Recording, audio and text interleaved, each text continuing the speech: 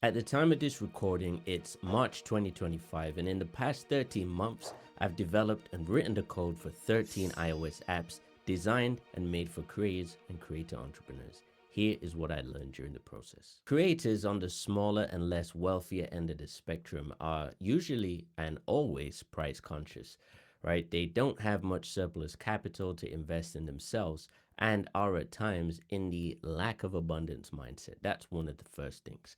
Second, getting creators to download another app on their iPhone, iPad, or Mac is like literally dragging a horse to water, right? Even though the app might solve their problems, they're usually skeptical. Three, connecting and contributing to creator communities gives you an advantage when building your apps. And the reason being is you can obtain deep, nuanced insights to see what problems creators and creator entrepreneurs are actually facing. Four, having an audience before launching any app definitely helps. However, sometimes you just have to build and release and iterate many times along the way. Now, you can waste time trying to make things perfect, but sometimes you just gotta get it out there quickly. Five, most creators and creator entrepreneurs don't have the best systems in place for their creativity and their business. And many are still living off Google spreadsheets, which makes me want to vomit, mainly because it's the least creative way to display information. And to be quite frank, it's just old.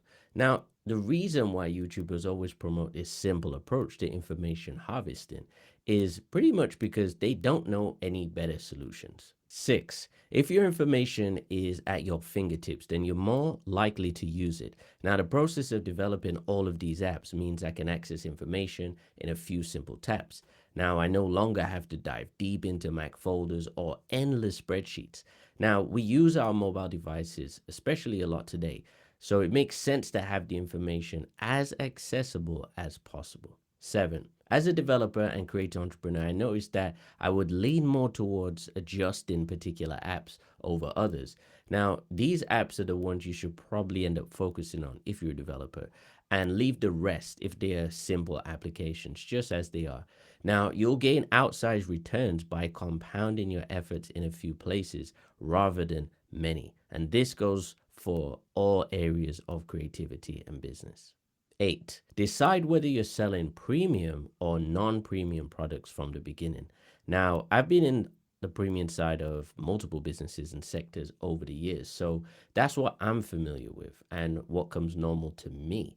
However, making this decision clear from the beginning and in your marketing is pivotal. Nine, don't be scared to raise your prices. To develop code, most creators have no idea the complications required to use the apps they have at their disposal on a daily basis. And some will argue and say, but there is AI now.